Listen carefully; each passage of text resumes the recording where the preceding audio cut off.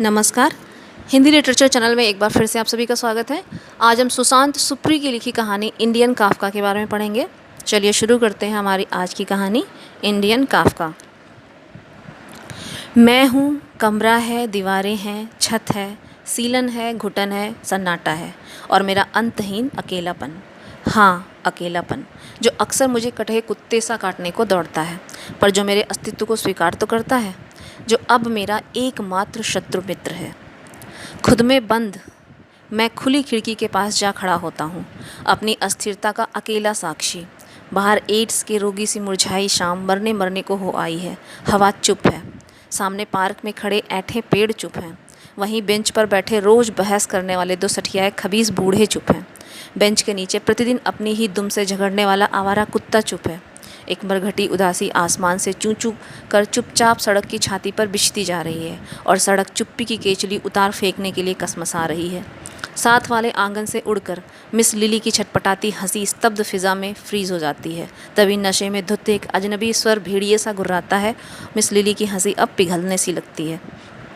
मुझे अचानक लगता है जैसे मैं ऊब कर ढेर सी उल्टी कर दूंगा, पर वैसा कुछ नहीं होता। खिड़की से नाता तोड़ कर मैं चारपाई से रिश्ता गांठ लेता हूँ। चाहता हूँ कुछ गुनगुनाऊँ, पर कोई नर्सरी की राइम भी याद नहीं आती। अनायास ही मेरी उंगलियाँ मेरी पुरानी कलाई घड़ी में चाबी देना चाहती हैं, पर वह पहले से ही फुल है। हाथ 2 हफ्ते लंबी दाढ़ी खुजाने लगती है। दाढ़ी कड़ी है, चुभती है। जेब से सिगरेट पैकेट निकालता हूँ, लाइटर भी। सुलगाता हूँ, सुलगता हूँ। सिगरेट मुझे कशकश पीने लगती है। मैं सिगरेट को पल पल जीने लगता हूँ।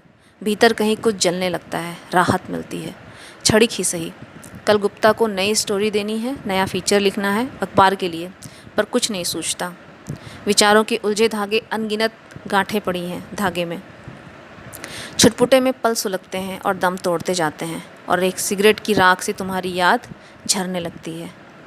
ओ नेहा, तुम कहाँ हो यार? क्या आर्ट मूवी के पिटे हीरो सी शक्ल बना रखी है, शेव क्यों नहीं करते? मैं और नेहा NM पैलेस में लगी फिल्म क़यामत से क़यामत तक देखकर निकले थे। शरद शाम थी। यूनिवर्सिटी गेट पर 3 व्हीलर से उतरकर हम गर्ल्स हॉस्टल की ओर बढ़ रहे थे। मूवी के बारे में बातें हो रही थी। तभी नेहा ने कहा था, कल मिस्टर मजनू यानी तुम अपनी दाढ़ी शेव करके आओगे, समझे? जानती हो, दाढ़ी में आदमी इंटेलेक्चुअल लगता है, दाढ़ी में आदमी बंदर लगता है, डार्विन का बंदर। सिगरेट का बचा हुआ हिस्सा उंगलियों को जलाने लगता है। मेज़ पर पड़ी कई दिन पुरानी जूठी तस्तरी को एशट्रे बना उसे बुझा देता हूँ, और एक सीझी हुई रात मुझे आ दबोचेगी। इस एहसास से बचने की एक अधमरी कोशिश करता हूँ। ट्रांजिस्टर का स्विच ऑन कर देता हूँ। यह आकाशवाणी है। अब आप क्लियर नाथ से समाचार सुनिए। खींचकर बंद कर देता हूँ ट्रांजिस्टर। समाचार? रक्तचाप और भी बढ़ जाएगा समाचार सुनने से। वही वाहियात खबरें। सोचता हूँ, हर सुबह अनाप शनाप खबरों से भरे अखबार कैसे धड़ाधड़ बिक जाते हैं। नेहा को भी अखबार से चिढ़ थी। फिर क्या सोचा है, आगे क्या करोगे? हम दोनों बोटानिकल गार्डन में टहल रहे थे। मैंने उसके बालों में एक सफ़ेद गुलाब लगा दिया था और उस पर झुकते हुए उसने चूम लिया था, पर वह आशंकित लगी थी। क्या बात है नेहा? और तब उसने पूछा था, फिर क्या सोचा है, आगे क्या करोगे? मैं कुछ देर चुप रहा था। समय धड़धड़ा कर आगे बढ़ रहा था। फिर मैंने कहा था, सोचता हूँ कोई अखबार ज्वाइन कर लूँ। अखबार? उसका चेहरा अजनबी हो आया था। उसके चेहरे पर कई भाव आए गए थे।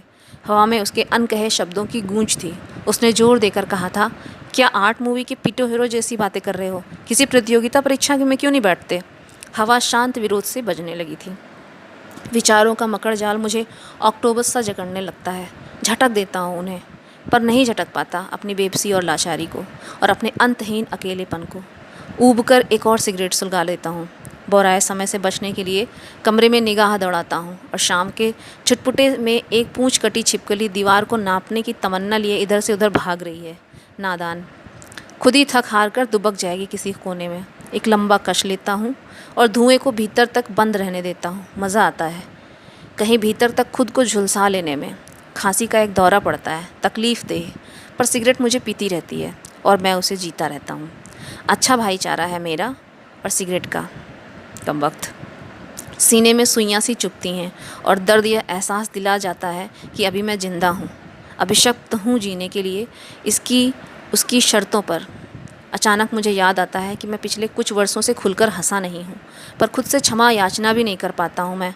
एक मुरझाई मुस्कान चेहरे पर आकर सट जाती है।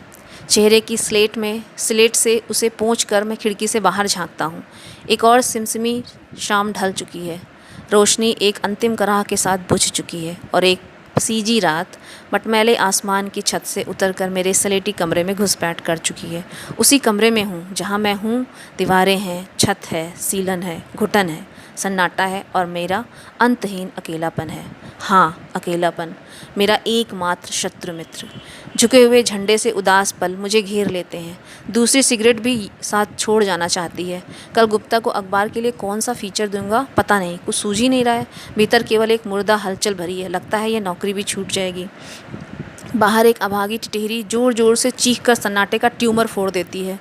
शोर का मवाद रिसने लगता है। दूर किसी मुँह झौंसे कारखाने का भोंपू उदास सिम्फनी सा बज उठता है। पड़ोस में मिस लिली का दरवाज़ा फटाक से बंद होने की आवाज़ से कुछ देर स्तब्ध फिज़ा में जमी रहती है। फिर एक शराबी स्वर रुखाई से सीढ़ियों को कुचलकर अंधेरे में गुम जाता है। पार्क में पड़ा आवारा कुत्ता ऊंचे स्वर में रो उठता है। मिस लिली के यहाँ पियानो की मातमी धुन रह रहकर गूंज जाती है। भीतर बाहर के माहौल की मनहूसियत के विरोध में मैं हवा को एक अशक्त ठोकर मारता हूँ और खिड़की के बाहर सिगरेट ठूंठ फेंक कर वापस चारपाई पर आकर बैठ जाता हूँ। किसी कटी गौरैया सा लुटा महसूस करता हूँ। पता नहीं क्यों। नेहा, आज तुम बहुत याद आ रही हो। I am sorry. IAS का फॉर्म क्यों नहीं भरते? कैंटीन में कॉफ़ी शिप करते हुए तीसरी बार नेहा ने पूछा था। नेहा, IAS मेरे लिए नहीं है, आखिर मुझे कहना पड़ा। और तब तुमने कहा था, पिताजी मेरे लिए IAS लड़का ढूंढ रहे हैं। बाहर पाशविक अंधेरा तेज़ी से झरने लगता है। फ्यूज बल्ब सा मैं चारपाई पर बुझा पड़ा रहता हूँ। आज ढाबे में जाकर खाने का मन नहीं है। अनमने भाव से एक और सिगरेट सुलगा लेता हूँ। सोचता हूँ चारपाई से उठकर बिजली का लट्टू जला लूँ। फिर मन में आता है, कमरे में उजाला हो जाने से भी क्या फ़र्क पड़ेगा। मेरे भीतर उगे नासूरों के जंगल में फैला काले फौलाद सा धुप अंधेरा भी तो वैसे ही जमा रहेगा, न जाने कब तक। सिगरेट पीते पीते गला सूखने लगता है। फिर भी मैं लेता जाता हूँ, कश पर कश, गोया खुद से बदला लेने की कसम खा रखी हो। ओ नेहा, मेरी आत्मा के चेहरे पर अपने स्मृतियों के खरोश के अमिट निशान छोड़कर तुम कहाँ चली गई? बहुत पहले कभी एक आर्ट मूवी देखी थी। फिल्म की नायिका बचपन में लगे किसी सदमे की वजह से पागल हो जाती है। अमीर माँ बाप बच्ची को गांव के दादी के पास छोड़ आते हैं। फिर बच्ची जवान हो जाती है और खूबसूरत भी, और नायक पहली ही मुलाकात में उससे प्यार करने लगता है। और एक दिन नायक अपने सच्चे प्रेम के बूते नायिका को ठीक भी कर देता है और मानसिक रूप से स्वस्थ हो चुकी नायिका अपने पागलपन के दिनों को भूल जाती है और नायक उसके लिए एक अजनबी बन जाता है। फिर नायिका अपने माता पिता के पास लौट जाती है, पर नायक इस सत्य को स्वीकार नहीं कर पाता है और इस सदमे से वह पागल हो जाता है। गला कुछ ज़्यादा ही सूखने लगता है। सिगरेट बुझा देता हूँ। रोना चाहता हूँ। शायद सदियों से रोया नहीं हूँ, पर आँखों में आंसू का समुद्र बहुत पहले सूख चुका है। भीतर के खंडहर में रिक्तता की आंधी साएं साएं करने लगती है। तन्हा मैं तड़प उठता हूँ। मन कड़ा करके उठ बैठता हूँ। फिर लाइट जलाता हूँ। आँखें कुछ चौंधिया सी जाती हैं। एक भटका हुआ चमगादड़ कमरे में घुस आया है और बाहर निकलने के विफल प्रयत्न में बार बार दीवारों से टकराकर सिर धुन रहा है। किसी तरह उसे खुली खिड़की के रास्ते बाहर निकालकर खिड़की बंद कर देता हूँ। मेज पर एक लंबे अंतराल के बाद घर से आया पत्र पड़ा है।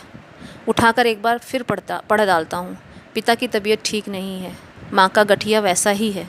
सुमी के हाथ पीले करने की चिंता पिता को घुन की तरह खाए जा रही है। पिछले 3 महीने से पिता को पेंशन नहीं मिली है। लिखा है, ऐसा लड़का किस काम का जो घर वालों को सहारा न दे सके। आंखें मूंद कर एक लंबी सांस लेता हूँ और बंद कर देता हूँ घर से आई चिट्ठी। सारी दिशाएं गलत लगने लगती हैं। बाहर कोई बोराया मुर्गा असमय बांग दे रहा है। कल गुप्ता को अखबार के लिए क्या फ़ीचर दूंगा कुछ नहीं सूझता। अब तो यह नौकरी भी छूट जाएगी। दिल में आता है अंधेरे से खूब बातें करूं, उसे अपना दुखड़ा सुनाऊं, या फिर किसी ऊंची पहाड़ की चोटी पर खुद को धक्का दे दूं। लगता है जैसे भरी दोपहरी में मेरे सूर्य को ग्रहण लग गया है, जैसे मेरे जीवन की पतीली में रखा दूध फट गया है, जैसे मेरी पूरी ज़िंदगी बेहद अधूरी सी है, जैसे मैं एक मिसफिट सा बनकर रह गया हूँ, ठहरे हुए पानी पर जमी हुई काई बनकर रह गया हूँ, इंसान नहीं कोई अदना सा कीड़ा बनकर रह गया हूँ। यहीं पर कहानी समाप्त हो जाती है। आपको कहानी कैसी लगी कृपया कमेंट करके ज़रूर बताएं और वीडियो को लाइक करें, चैनल को सब्सक्राइब करें। बहुत बहुत धन्यवाद आप सभी लोगों का।